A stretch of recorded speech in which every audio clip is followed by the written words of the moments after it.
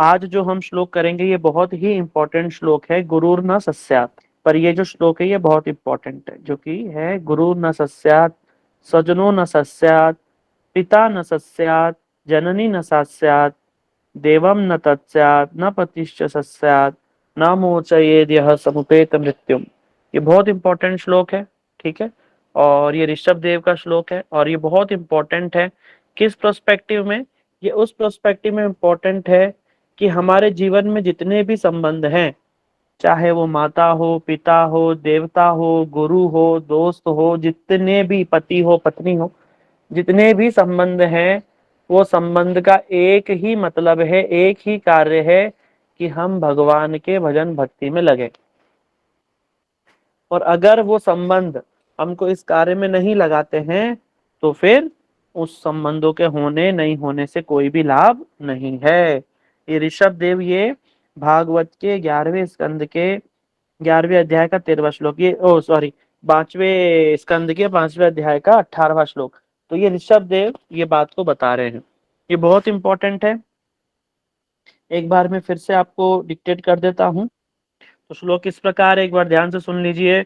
गुरुर ना सस्यात, वो गुरु गुरु नहीं। स्वजनो न सस्यात, वो स्वजन माने रिश्तेदार, वो स्वजन स्वजन नहीं। पिता न सस्यात, वो पिता पिता नहीं। जननी न सास्यात, जननी के बाद आ जाएगा न सा, क्योंकि स्त्रीलिंग में सा लगता है। जननी न सास्यात, देवम न तत्स्यात, न पतिश्च सस्यात, न मोचयेद् यः समुपेत मृत्युम। ठीक है।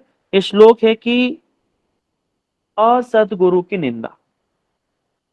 असदगुरु माने ऐसा व्यक्ति जो गुरु का कार्य नहीं कर रहा है। आप सभी को पता है कि माता पिता भी कहीं ना कहीं गुरु का कार्य करते हैं, पति भी गुरु का कार्य करता है, जिस देवता की हम पूजा करते हैं वो भी गुरु का कार्य करता है।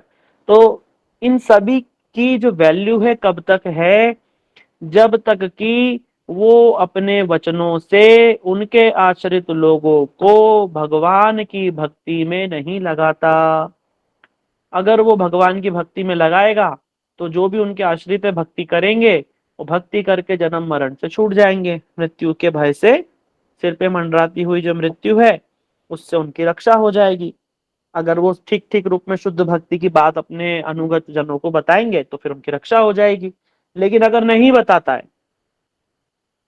उनको शुद्ध भक्ति की बात नहीं बताता है, उनको यूं नहीं बोलता है कि भाई भगवान का भजन करो, तो फिर ऐसे पिता का पिता होने का कोई लाभ नहीं। इससे अच्छा है कि वो पिता संतान उत्पत्ति ही ना करे। ऐसी माता को जन्म ग्रहण करके अपने जबरदस्ती का समय व्यर्थ करने, एनर्जी और शरीर का हानि करने का कोई लाभ नहीं। इसलिए नीति भी कहती है कि नारी जरे तो संत जने या दानी असुर, वरना भांजन बेटी रहे काय गवाए नूर। बोला भैया अगर नारी है जन्म ही दे तो सबसे बढ़िया है कि भाई संत को जन्म दो। संत को जन्म देने से क्या होगा? भाई अपना खुद का तो उद्धार होगा, जगत का भी उद्धार होगा। संत होने से तो भाई लाभ ही लाभ है। या दानी, अब भाई संत जितना अधिकार नहीं तो दानी तो हो कम से कम कि भाई संतों की सेवा करे, वैष्णवों की सेवा करे। अरे वो भी नहीं तो शूरवीर हो, कि कुछ नहीं तो चलो देश धर्म पे आक्रमण हो, साधु संतों पर अत्याचार हो, तो शूरवीर होगा तो हथियार लेके खड़ा तो हो जाएगा युद्ध लड़ने के लिए।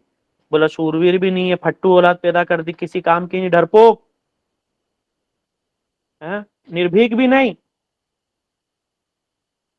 तो फिर क्या लाभ है ऐसे संतानों को पैदा करने का? समझ रहे हो? इसलिए माता पिता पर यहाँ पर बड़ा विशेष दायित्व रहता है। अपने बच्चों को हर समय निर्भीक बनाइए। उनको ये नहीं कि भक्त बनाया तो बड़ा डरपोक बना दिया उनको, कि हर चीज से वो डरे, हाँ, खुग्गू से हो जाए। ऐसा नहीं करना है हमको। हमको बच्चों को हर समय कैसा बनाना है? उनको अभय प्रदान करना है। और अभय कब मिलेगा उनको? जब भगवान के चरणों का वो आश्रय लेंगे। कि भगवान के चरण कैसे हैं? अशोक आभय अमृत आधार, तुम्हार चरण द्वाय, ताहाँ ते कन विश्राम लभिया, छाड़ीनु भावेर भय। यहाँ तक कि जो भव का भी भय छूट जाता है। भगवान के चरण अभय प्रदान करने वाले हैं।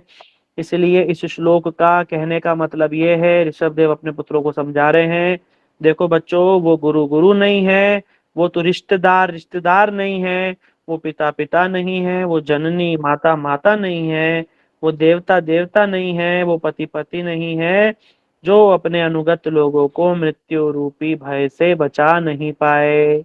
मृत्यु रूपी भय से बचाने का एकमात्र उपाय है भगवान की भक्ति, भगवान का नाम, श्रवण कीर्तन स्मरण आदि नवधा नवदात्मक भक्ति। ये जो नवदा भक्ति रूपी जो भक्ति करवा करके अपने अनुगत लोगों को मृत्यु के भय से नहीं बचाता, तो वो फिर किसी काम का नहीं है।